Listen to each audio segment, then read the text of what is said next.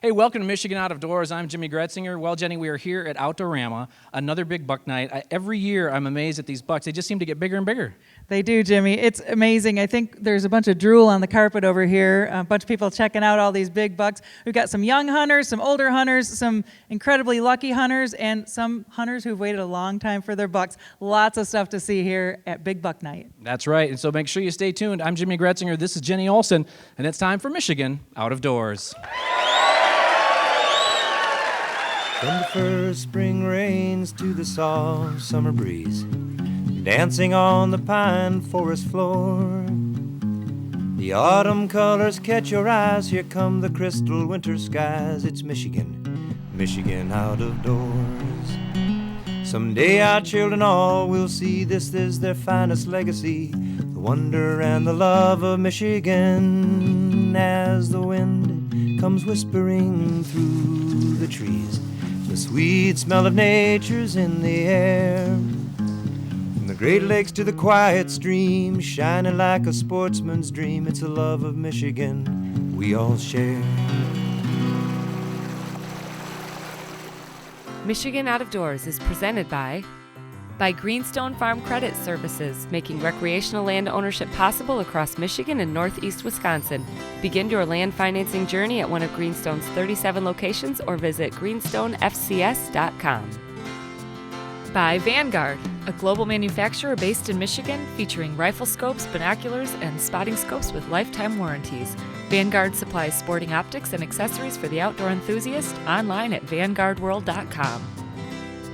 By Country Smokehouse, offering a variety of meat products. Country Smokehouse is located 3 miles south of I-69 on M53, just south of Imlay City.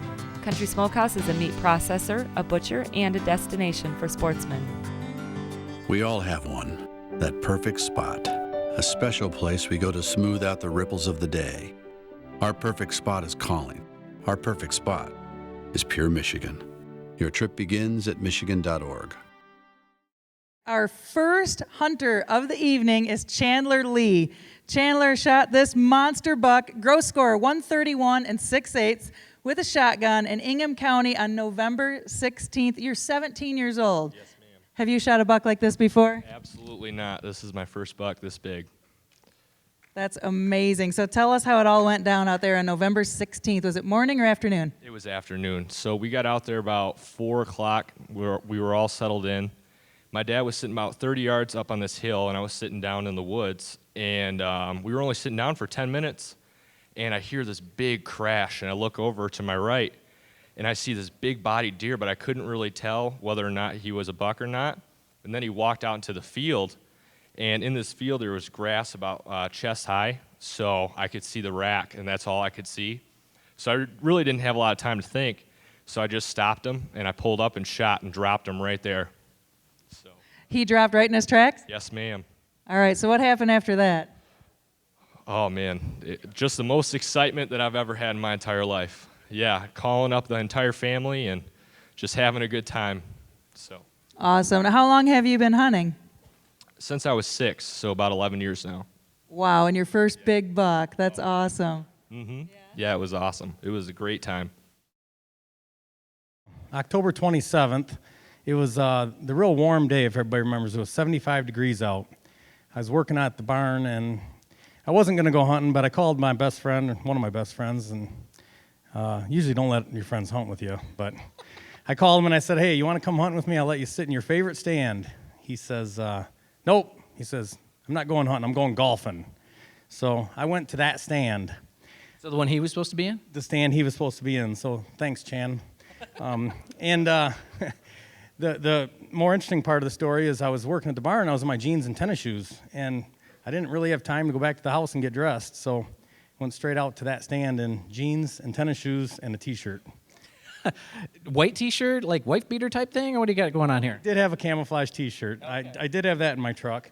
So I get to the stand and get all set up, and no more than 5 minutes later, I get my phone out and start playing on it, Facebook and everything else, and about 5 minutes later, here he comes.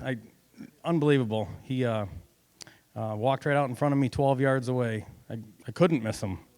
It was a quick, easy shot, and he dressed out at 200 pounds, Lots of meat.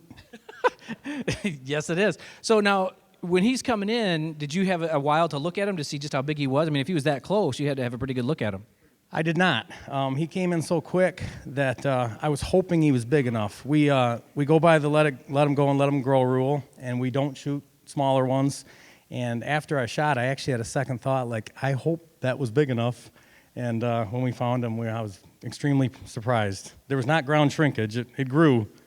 So the moral of the story is, as the monster buck hunter that you are, so play on your phone, wear whatever you got out into the woods, and this stuff happens in Washtenaw County all the time? I'm going to get teased a long time after this. He came in and didn't present me with a shot, which was very hard to let him walk. But I knew if I don't have a good shot to just do that. And then I kept hoping that he would come back, so I kept looking. And to my surprise, about half an hour later, he did. And again, did not present me with a great shot. And I had one more opportunity. And I did I watch hunting shows. I know what to do to make them stop. So I didn't stop. Could have cared less. Kept walking. Thought, well, that didn't work. So, I mean, I'm going to do it louder, and he's either going to run off or he's going to stop. So I did it. He stopped, and I shot. That was my last opportunity before it got really thick. And he ran about 30 yards, and we actually found him with his antlers wrapped around the tree. Never seen something like that before. Wow, just fell right into the tree and wrapped him right around it. Yeah, face on. My husband was a little bit worried about breaking the antlers. It was so tight to get it off that tree, but it was a beautiful sight. I didn't think it was this big seeing him in the woods, but then when I seen him laying on the ground, he looked even bigger. That's awesome. Was your husband with you when you shot the buck? He was hunting in the same woods as I, and he didn't know it was me who had shot, but when he heard the shot, he got down and come to help me. And then when he seen it, he was like, oh, my word. So, yeah, I made him proud. I went out October 11th, about 4 in the afternoon. I was sitting all settled in, started doing some late calling. I had some does and some yearlings come out, and I watched them for a while. And then a little while later, some nice mature doe came in from behind me. And I was thinking about taking her. This is my first day I went out that season. Wow, first hunt of the year. First hunt of the year. Okay. So she came out, and I watched her for a while. I was talking myself into shooting her, and I said, wait. Well, I heard some rattling going on. I heard these two big boys clashing, another one out there. So I listened to that for a while. I started grunting, and about 20 minutes later, this guy came in where that big doe came walking in. He was behind me, so I had to get up, and I was holding it full draw for a good minute, and while he's sniffing around and sniffing the ground and whatnot, and I had no place to shoot because it wasn't my shooting area behind me.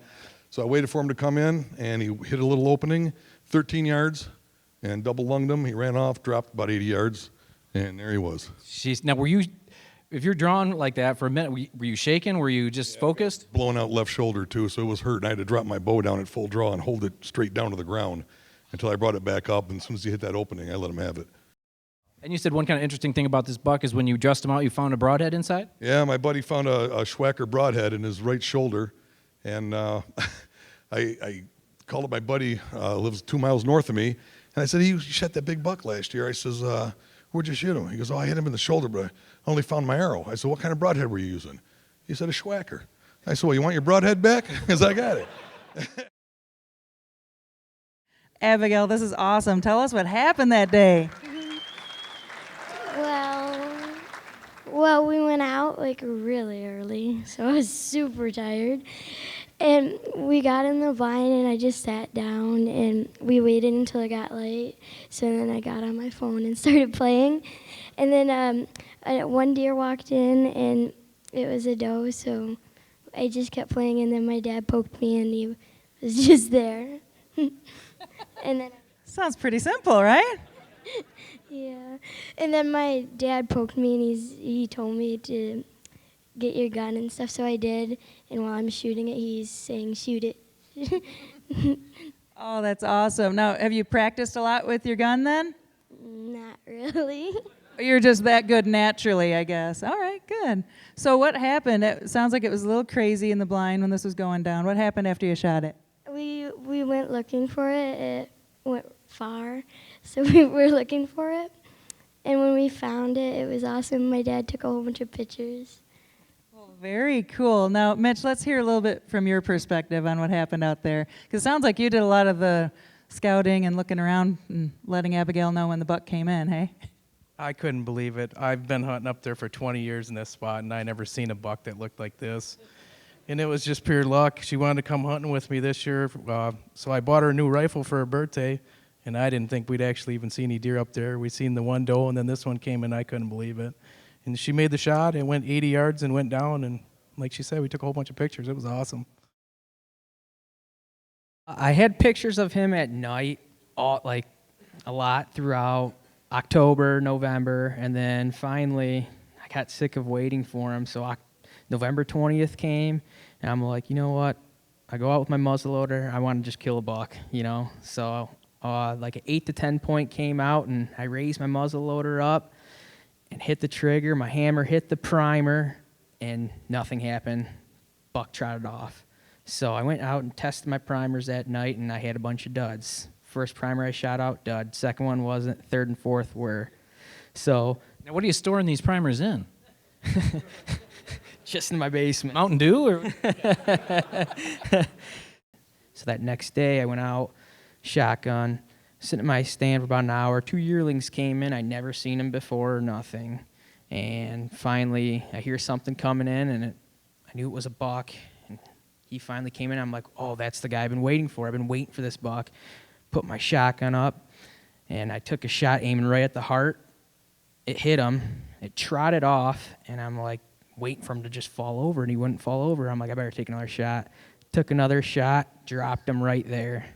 Wife was very happy I shot this buck because I was not bugging her to go hunting. We just had a baby and everything, and I was going out 3 or 4 times a week. I couldn't sleep seeing this thing, man. I don't think anyone would be able to. So how many, did you have a lot of trail cameras of them or just 1 or 2? A lot of pictures of him.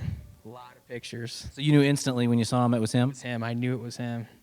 So not only did, so your gun misfired, and so had it not misfired, well, you would have shot maybe a smaller one, but the next day you would have had the one shot and been out of luck. I probably wouldn't have went out either that next day because I would have killed a 8 to 10 point. So. Wow. Well, it's better to be lucky than good. So Steve, Hey, Jimmy, yeah. I just want to say this is for my buddy Craig, who passed away on a snowmobile accident about a month ago. Okay. Well, thank you for saying that. And Steve, let's give him a round of applause. Oakland County buck. Nice job, buddy. This is Russ Miller with his 11 point. He and his wife call it the ghost buck, and he'll have to tell you why in a minute.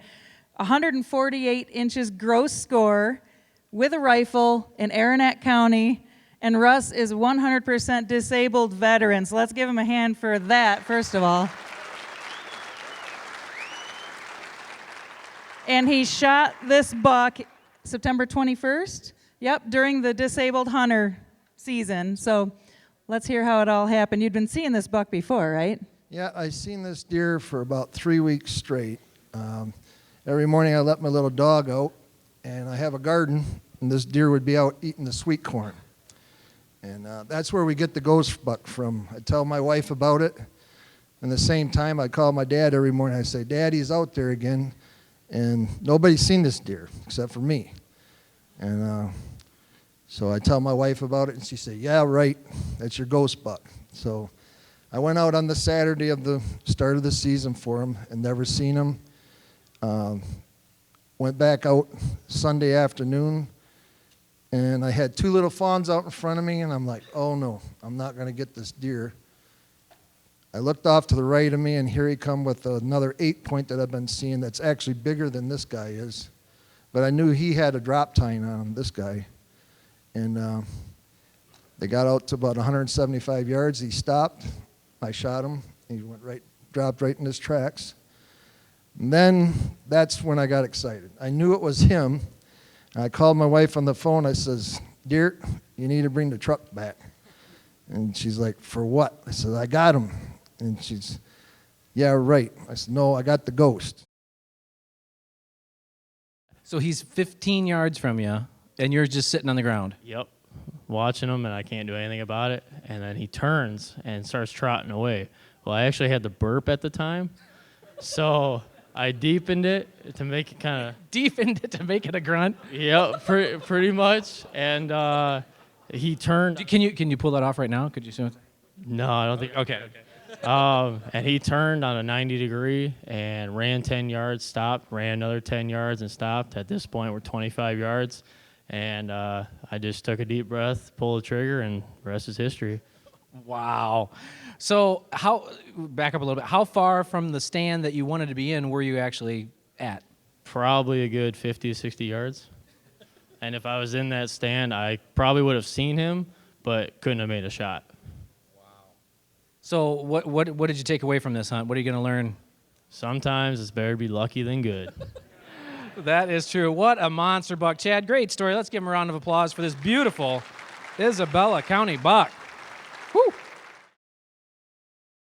All right, so tell us what happened out there. I was sitting. It got pretty late. It was 7:30, and he came out right under my tree stand at 50 yards, and I put a spine shot on him, and he ran out into the field, and I got him out there. Wow. Okay, so you were telling me off stage, you've been hunting for quite a while, considering the fact that you're only 16 years old. You ever shot bucks like this before? Just a 10-pointer that measured 142 2/8 inches. Just a 10-pointer. That's awesome. Did you guys know you had bucks like this out there? We've had pictures of a few of them out there, but not any with drop tines. That is really cool. So did your dad, grandpa, everybody come running out and help celebrate? Just my dad was out there and one of my cousins, but my dad was the happiest man, and he said that he finally got beat by his son. Oh, that's awesome. So you were sitting up in a tree stand, you're hunting farm property. What are you doing out there? We hunt farm property. It's my great aunt's property, and it's a lot of acreage and a lot of corn. All right, so next year, we're all heading out there with you, right? Sure, why not? Some of these bucks tonight were just luck of the draw, but you really put the time in this season. I did. It started November 12th, about 3:30. I picked my daughter up from school. She's a 5-year-old. Her name's Lila. On the way to where I hunt, I asked her where I should hunt. And I hunted 43 out of 43 days when I got them. Which I think that, let's just stop for a second. You hunted 43 days in a row? I did. I had 250 hours in the stand when I ended up getting a shot. And what do you do for a living? I get a lot of vacation time. And you must have a pretty understanding wife. Yep. Okay. So I asked her where I should hunt, and she said it was kind of raining. And she was like, Dad, you know that tree stand with a roof over the top? There's a ladder stand with a portable roof. I was like, yeah. Haven't hunted it all year. She's like, hunt that one so you stay dry. So I was kind of debating. Put up the scent wicks. I got to that tree stand, put up the scent wicks, and about half an hour later, he starts coming across the field. He comes to 50 yards. He makes a scrape. Well, there's a guy sighting his gun in about 3 doors down, getting ready for the gun opener, and he ended up spooking about 100 yards further out in the field. So I grunted twice, brought him back to 60 yards, and he was just standing there looking in. I did 2 snort wheezes, and he came in like he was on a string. And he got to about 25 yards, and I had a small opening, probably about a 4-inch opening to shoot through.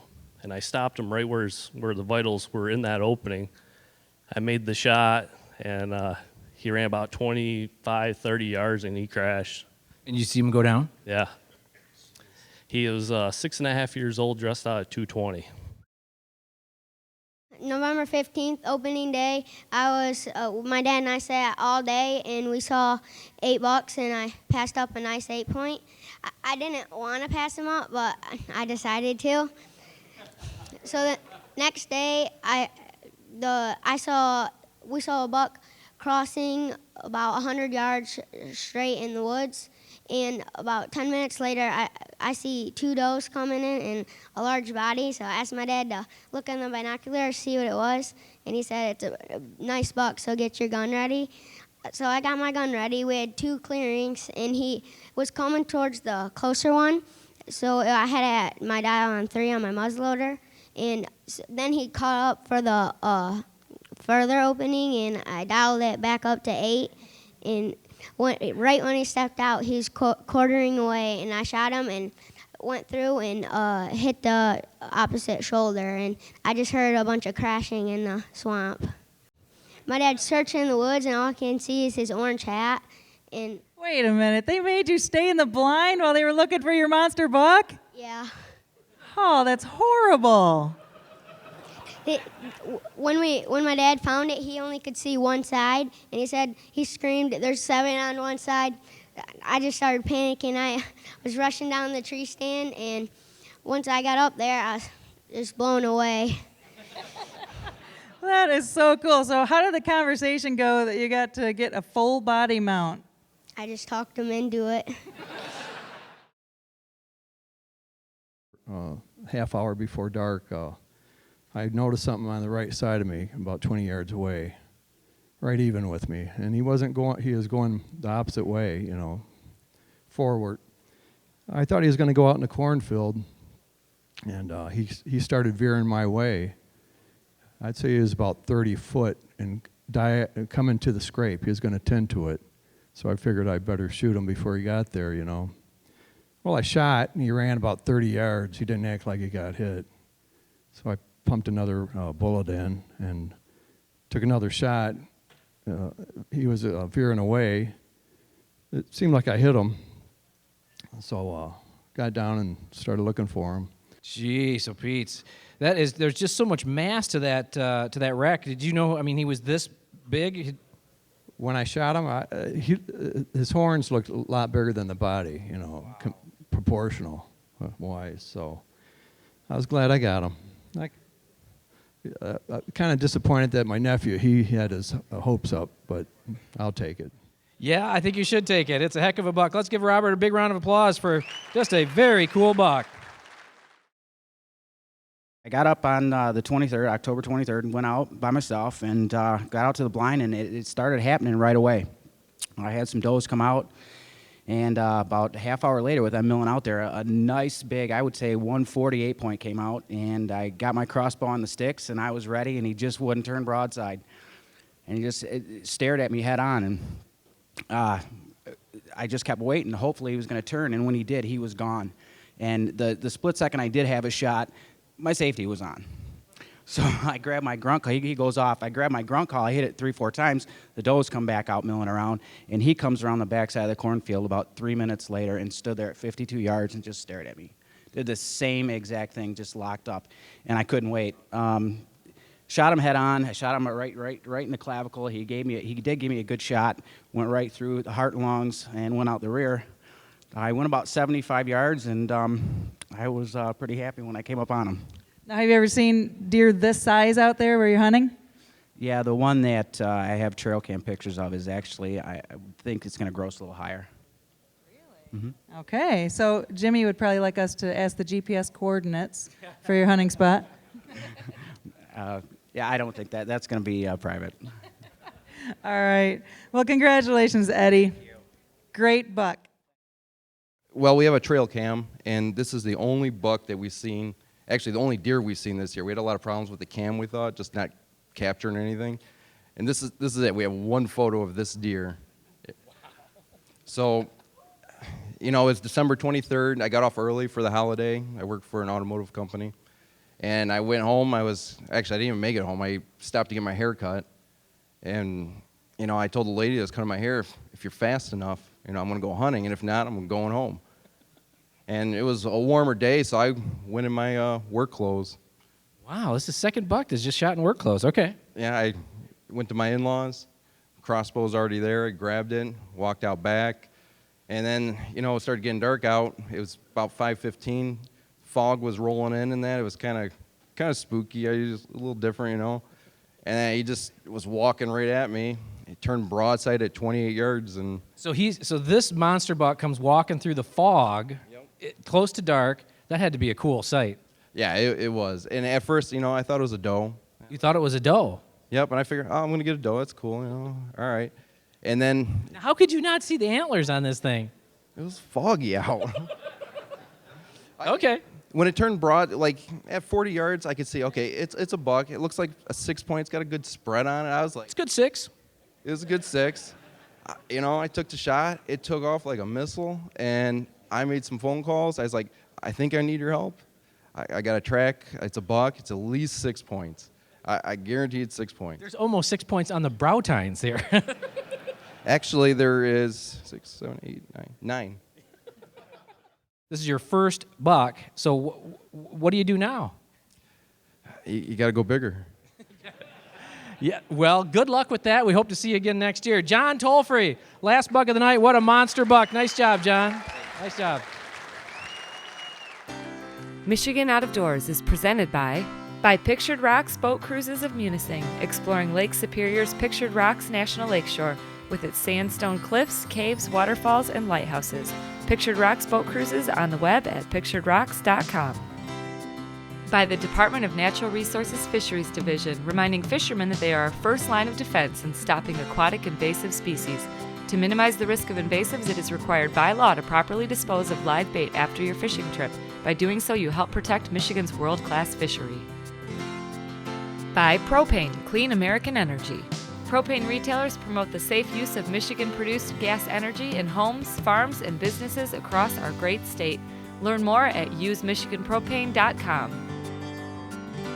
By Marvo Mineral, makers of Lucky Buck, deer management products including minerals to supplement deer diets year-round to improve health and antler growth.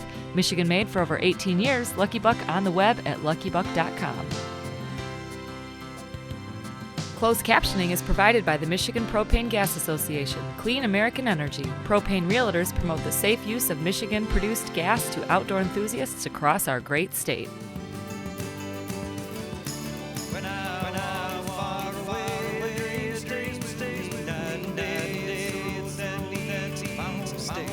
I am a Michigan man.